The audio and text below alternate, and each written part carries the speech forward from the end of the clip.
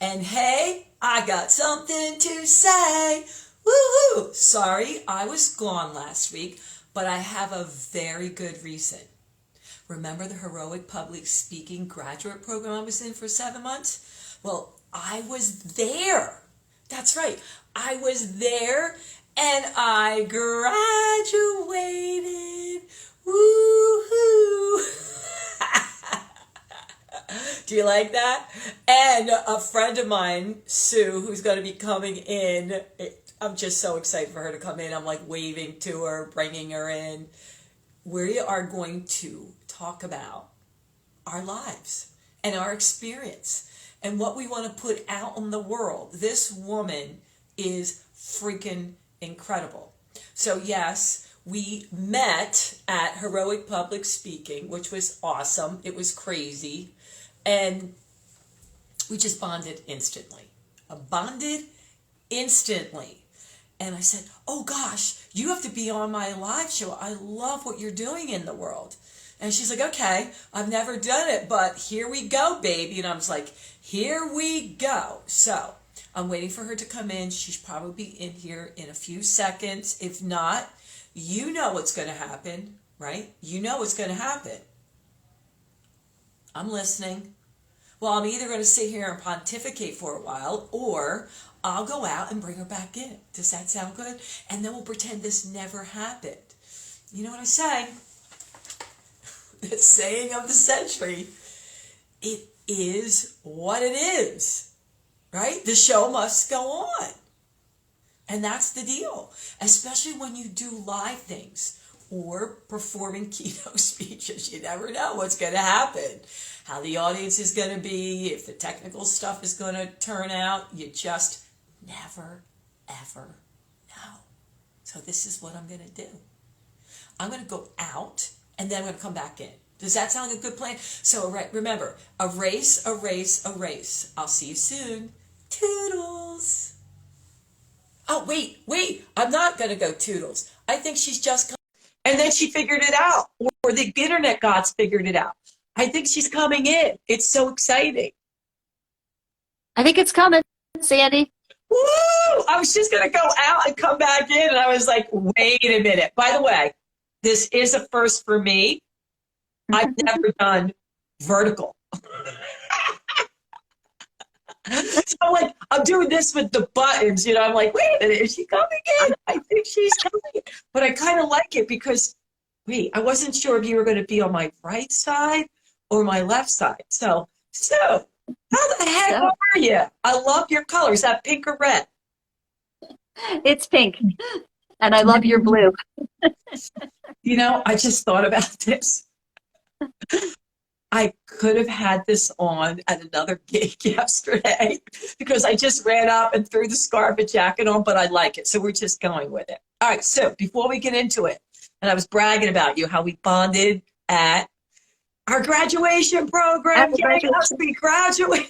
And we bonded instantly. Yeah. So before we get into that, let me tell them a little bit about you. Some of the stuff I didn't even know. Here's Sue. Here's Sue. During her career journey from global innovation leader at Procter Gamble to innovation and strategy consultant to, I love this one, accidental angel investor. By the way, I love her. She's our first angel investor on the show. Sue has discovered the power of deep human connection to drive meaningful, impactful leadership and innovation success. Sue strives to empower positive impact and drive positive change in our world through her consulting, coaching, speaking, and investing, all working in collaboration with purpose-driven leaders. Sue, yay, Sue, welcome. All right, so I have to ask you, if you were going to think of one word that best describes your past 30 days, what word would pop into your mind and why? Any word. Impact. Oh, good. And why impact? What makes you think of impact? Well, the past 30 days, you and I spent actually a lot of time together, trying to up our skills in speaking. And one of my reasons for doing that whole HPS program was to drive impact. So that was a big part of it. And the second is I was doing some work also at my university. I went to Lehigh University, and after I did heroic public speaking, I went there and we were working on helping to bolster their entrepreneurship program as a way of impacting their students. So that was fun.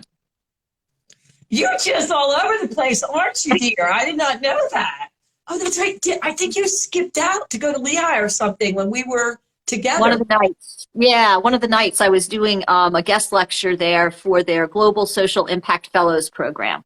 So yeah, one of their the professors there and I become good friends. He runs this whole program, which is really awesome, and it helps students learn about how to make their impact in the world. So yeah, really fun.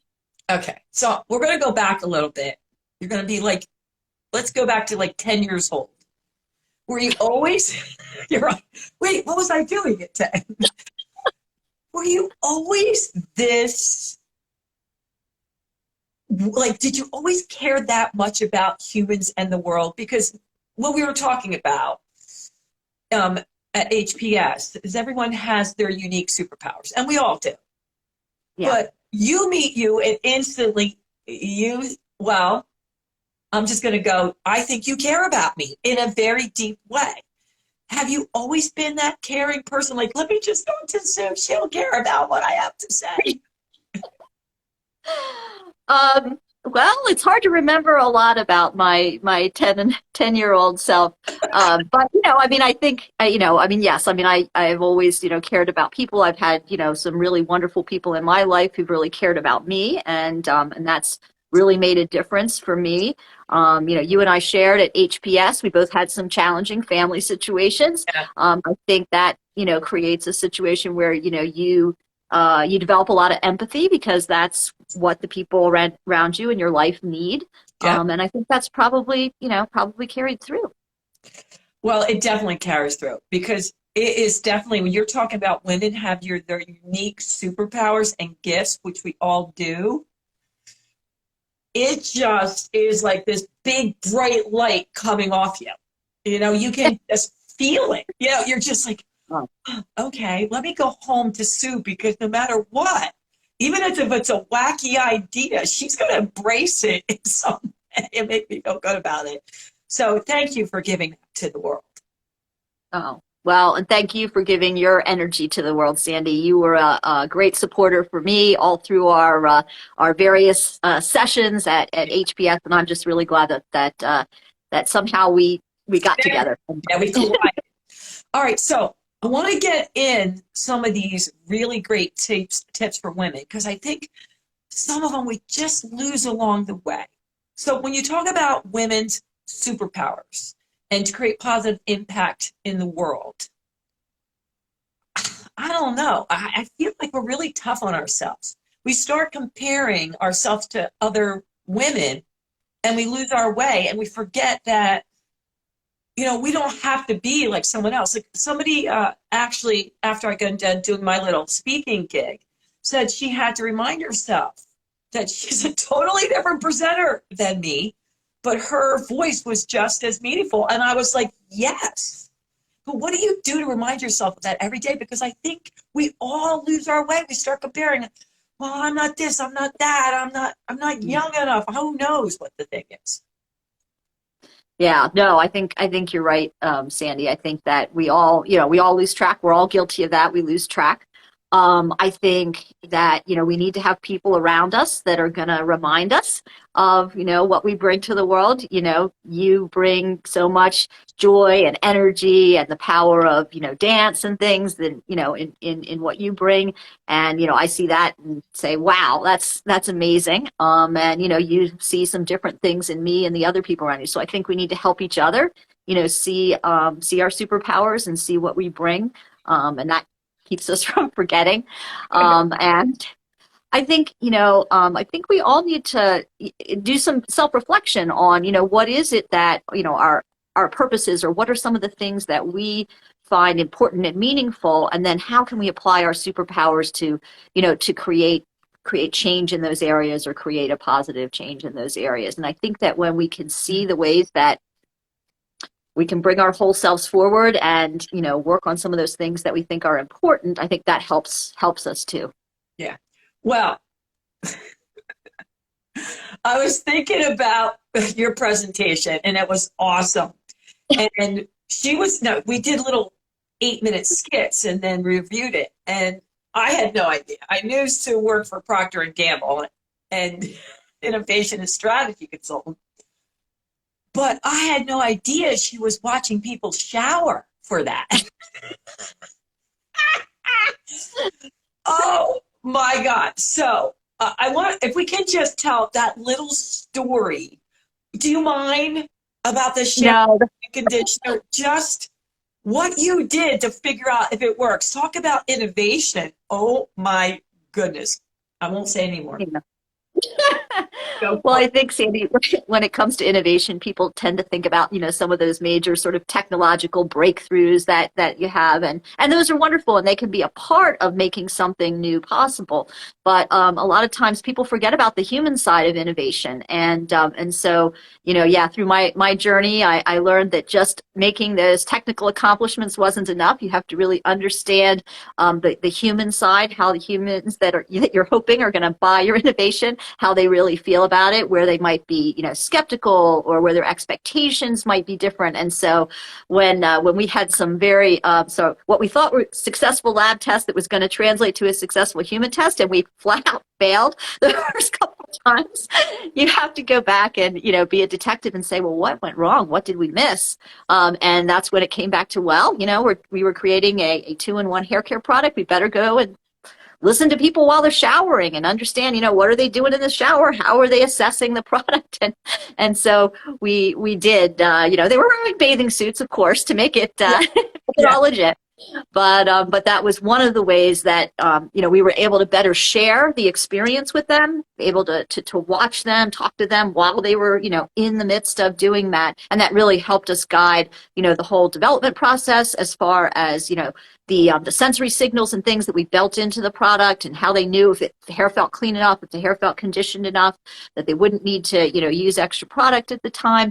And then that's also how we found out, just how skeptical they were. And it really shifted the way we approached our marketing too, where we shifted to doing more sampling versus, just the straight up TV ads that P&G was known for at the time. So yes, the shared showers really helped us get those deeper human insights. So we understood not just functionally what people were looking for, but emotionally, what did they want the experience to be? And, my experience over time was, the more that you can understand those higher order needs, the emotional needs, the aspirations, the better job you're going to do of designing whatever it is, a product, a service, whatever it is you're giving to people. Understanding the people you're serving better is going to make you do a better job. So, talk about human connection. I mean, I could just see everyone with their little clipboard.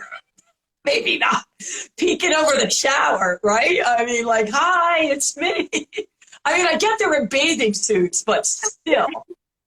Were they laughing? Yeah. Were you laughing? Was anybody laughing? A little bit at first, of course, right? I mean, but that breaks the tension and lets people relax a little bit. And you're not far off with the, I mean, because this was a while ago, so you're not far off with the clip pads and things. And, nowadays there might be more filming involved and all that sort of stuff. But yeah. No, but it's right. So many times, I don't know about you, Sue, but I hear people saying, okay, we should do this. Let's say, for example, kids, and let's do this for the kids. And the kids need this, but they don't talk to the kids. And do you know what I mean?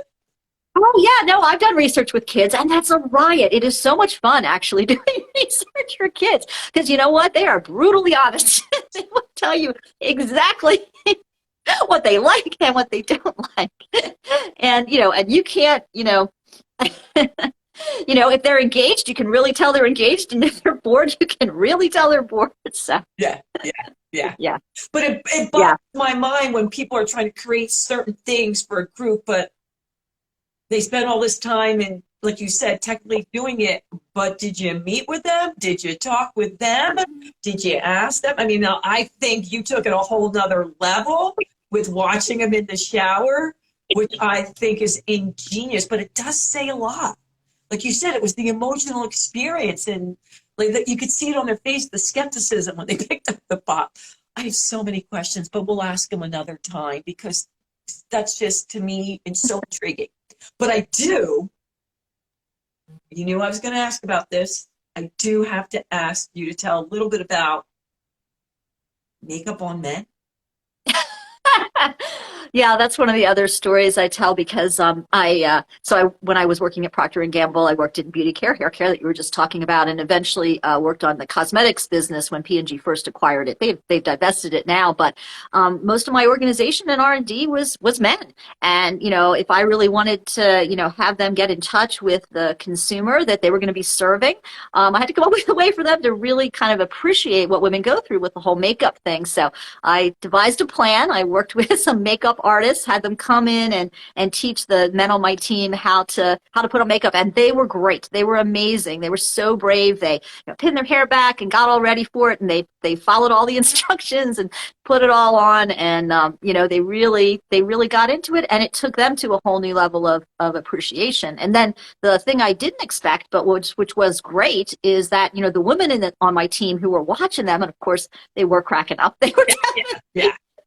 You see a guy with like this amazing, mascara, and you're like, why are his eyelashes longer than my eyelashes? Exactly. Yeah. But they also, felt that their teammates were really courageous for doing this, and they really appreciated that. And it created, not just that deep connection between the men and the women we were going to be serving with our new designs, but between the women and the men on the team, right? So it really created a shared experience, created a real bond between the men and women on our team. And, when you're doing innovation together, you've got to have strong relationships on the team. You've got to have that trust and that psychological safety, because if you're going to be doing innovation products, you're going to be trying some out of the box, some risky things. And so if you don't have the support across your team members, so that ended up being really powerful. First of all, kudos to you for thinking of that. I mean, I would have never thought of that, but you're right. Now they can really appreciate it. How many men afterwards said, "Thank you, God, that I'm a man"? Yeah. They were pretty appreciative. They didn't have to do that every single day. But I'll tell you, when we got into the actual innovation process, we were formulating products. First, there was like a major breakthrough in the facial foundation, and then another project I work in lip color. And they were wearing it. They were wearing it in the lab. They were wearing it down the hall because that was the way for them to get in touch with all of the aspects of wearing. So yeah, I got to give them credit.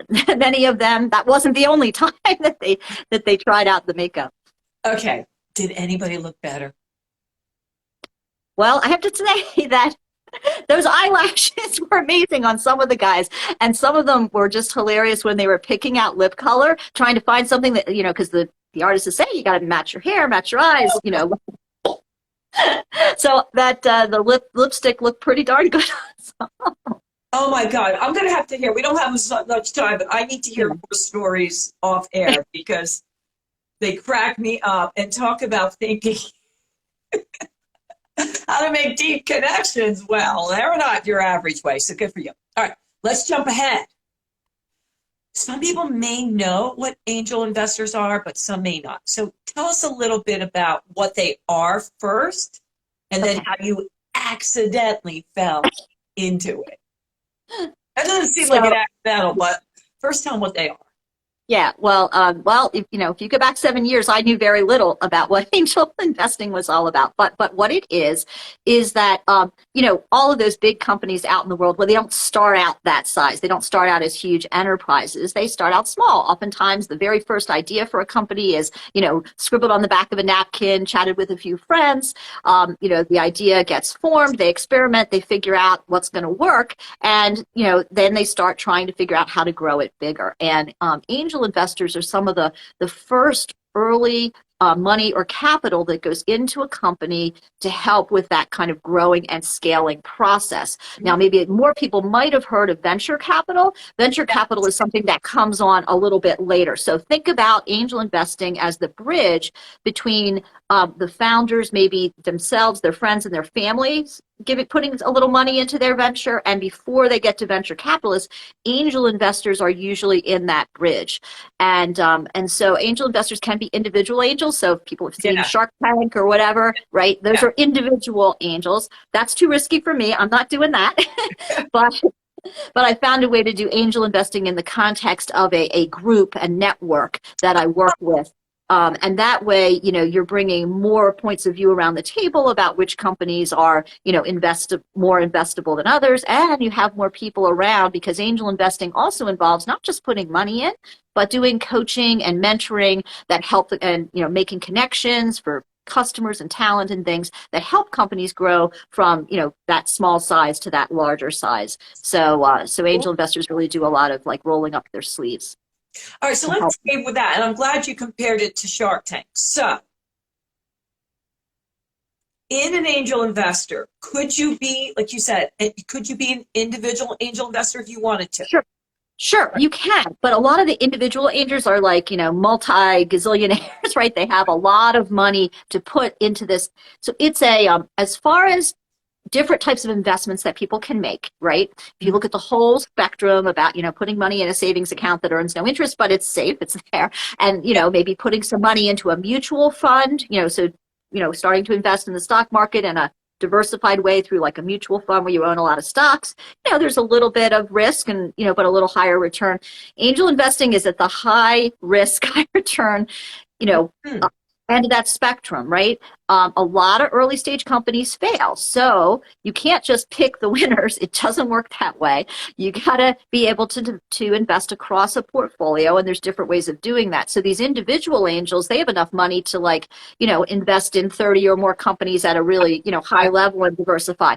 But they have angel funds. So just like mutual funds, they have angel funds. And so that's where most of my angel investing is, through those angel funds, because that allows you to get in, dip your toe in, and the funds usually diversify across, 15, 20, 30 companies to help manage the risk. And so even though that some of those companies are going to fail, you know that others of those companies might have a chance of really growing. So that was the next thing that some of my listeners said to make sure they asked you is, do you make money, or is this philanthropic? Okay, so it is not philanthropic, right? So I do work in philanthropy. I do that. In fact, if you've gone back 7 years ago where I wasn't doing anything in angel investing, I was, doing my consulting work to make some money and, giving that money away to philanthropy, which is still a wonderful thing to do. But one of the things I learned, actually, there's two pieces to it. I learned, I don't know if you want to tell this story about the accidental angel investing, but I do. Okay. So before I learned about angel investing, I was pretty much doing what is very common, which is to, make money and then, give some of that money away to philanthropy. And again, I haven't stopped doing that. I still do that. There's some wonderful causes that I support, both with, philanthropic dollars, and I serve on a couple of nonprofit boards, et cetera. So love doing that. But what I learned is, I kind of had these myths about angel investing. So let's go back to 2015. And I was doing some strategy work at University of Cincinnati, and was working on a board, not their board of trustees, but a board of community and business and, university people. Mm-hmm. And one of the community members was a guy by the name of Tony Shipley. He was the head of our local angel investing group called Queen City Angels. He liked the strategy work I did and came to me and said, "Hey, Queen City Angels could use a strategy refresh. Would you be willing to help us out?" So Queen City Angels was actually a client initially.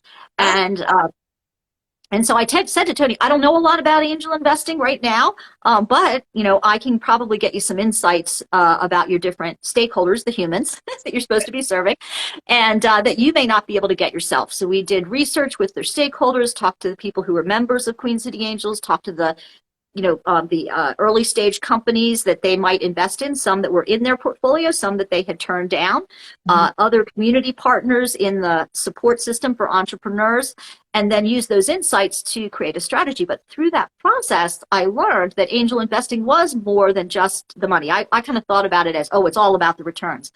If it was all about the returns, people would be doing it. There's a lot easier way to just make money than angel. Yes.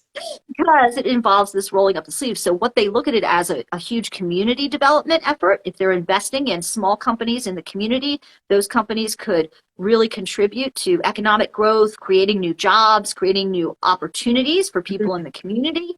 It's also was a great way for some of these folks who were the angel investors. They were typically historically successful, either business people or, exited entrepreneurs who had sold companies and done well. And it was their way of giving back, is to help these, up and coming founders. And also it's a way to stay in touch with what's new and exciting and innovative. So those were the things that attracted me to it, from the standpoint of getting involved, because with my innovation background, I love to hear about what's new and exciting.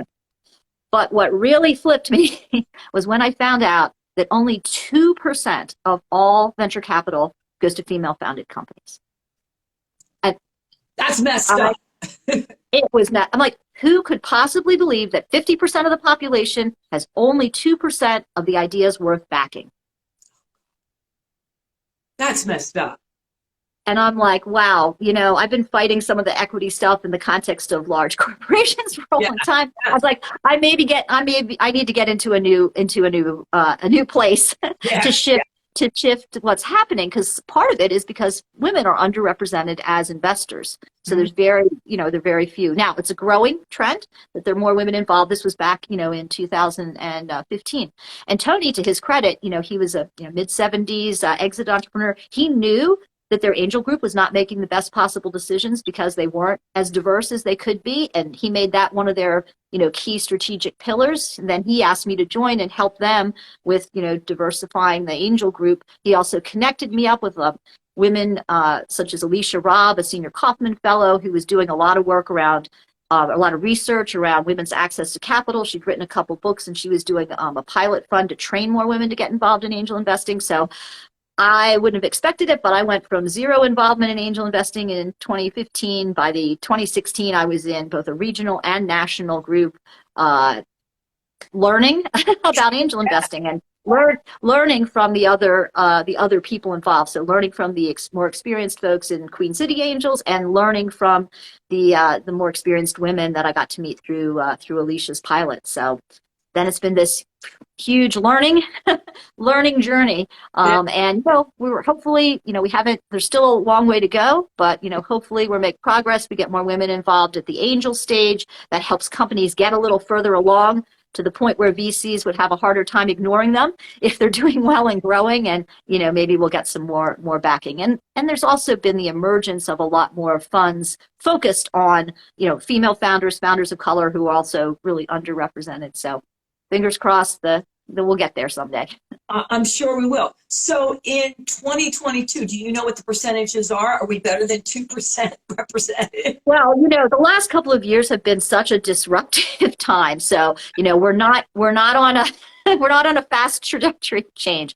But if you look at some of the the work going on in the angel investing community, we are making progress. And like I said, there are more funds that are focused on this. So I think over the next 5 years, we're really going to have an opportunity to see some change as people focus. Now, this is an asset class. It takes a while for companies to grow from very small to bigger. So usually, your money is tied up for, 7-ish, 5 to 10 years. So it's going to be a while before we know, but I think the women that are getting money are going to, prove that they're a great investment, and that will attract more. Okay. So does this take up a lot of your time? I mean, it sounds like a full-time job, actually. Well, it does take up time, but so I kind of split my time. I'm still doing some consulting work, and then I do the angel investing and the nonprofit. But I guess it doesn't feel as much like work when I feel like if I'm able to make a difference, if I'm able to shift and change and get behind some of these future leaders. I mean, that's the other thing that excites me about angel investing is I meet these amazing entrepreneurs, male and female entrepreneurs, Yeah. because the best teams are diverse teams, right? Where they have, multiple different backgrounds amongst the leadership team. And to get to work side by side with them on, helping grow their companies, that gives me a lot of energy Yeah. too. So. Yeah. Somebody's just asked me a question.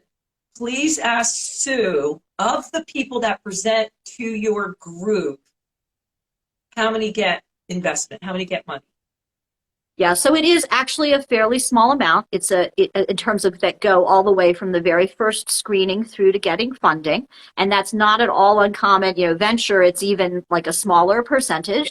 But what we try to do along the way is help them get better. So if they come to us, we have programs where we do a lot of free coaching and mentoring in the community.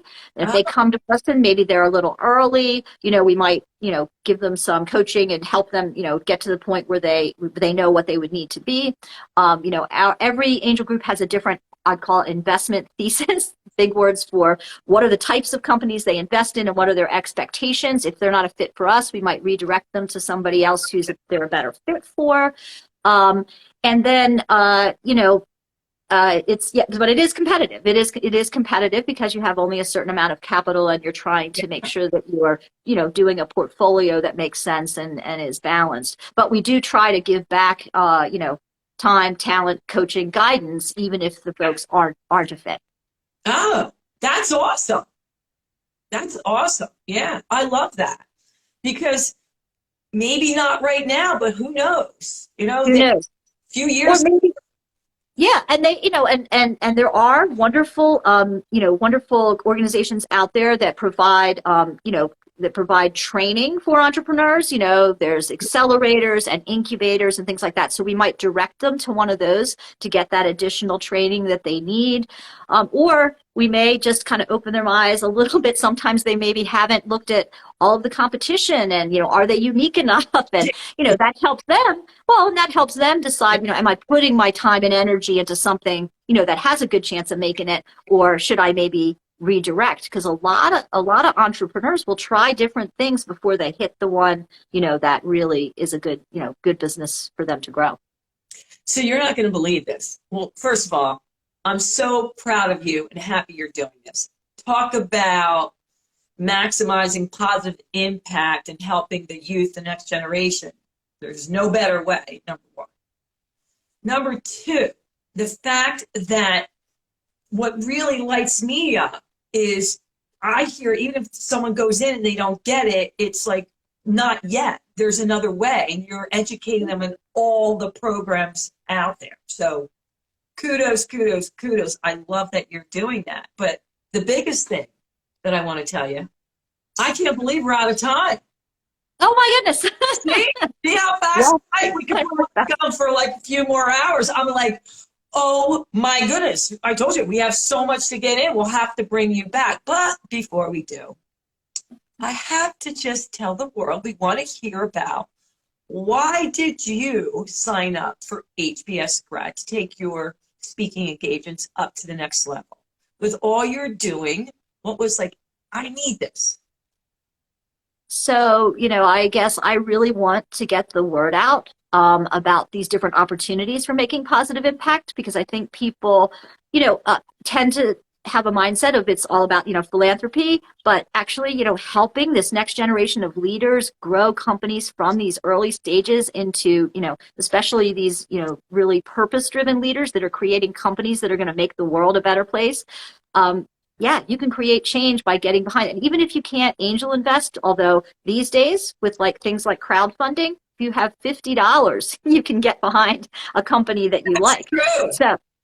So, I guess I want to get people thinking about different ways in which they can make a positive impact, right? Who they buy from, who they support. And then it's not all about philanthropy. There are ways by getting behind, mission-driven for-profit companies that, can really, really create change. Only 2% of the world's economy goes through nonprofits. If we rely on them to make change, it's going to be awfully slow. No, even though they do wonderful work, it's going to be awfully slow. Yes. We get behind for-profits that are, purpose-driven, I think there's right, and those amazing emerging leaders. So that's why I mean, I've always been back there trying to empower them. I figure if I could learn to get my voice out there, maybe I can bring more attention to them and their success. Well, you absolutely are, Sue, and I'm glad you did because it brought us together. All right, before we go, I'm waving to as many people I can. Thank you for joining. Okay. Anybody who missed the beginning of, hey, I got something to say with Sue, don't you worry, because after this, I'm recording it and I'll place it on all platforms. So share it. We would so appreciate, both Sue and I, if you shared it, liked it, rated it, spread the word to anyone you know this could inspire in Mita's life. One more thing. How can they find you? How can they reach you, Sue? Yeah, the best way to find me is probably on LinkedIn, Sue Bevan Baggott. So, and happy to connect with anybody who wants to on LinkedIn. Woo-hoo! All right. Well, have fun. We'll be in touch. I appreciate. Am I your first live on Instagram? You are my absolutely first live on anything, Sandy. So, yeah. Yeah. That calls for a happy dance. I love and I'm really glad you convinced me because this was a lot of fun. It really was. It was great. So thank you for your support and encouragement. Yeah. And by the way, couldn't you just keep going forever? Right? We have so much more we could go through. Yes. Yeah. We'll do it another time. Well, all right. You know what I'm going to say? Thanks for coming on, Sue. And my, hey, I got something to say, peeps. Until next time. Toodles. Thanks, Sandy. Bye. Bye.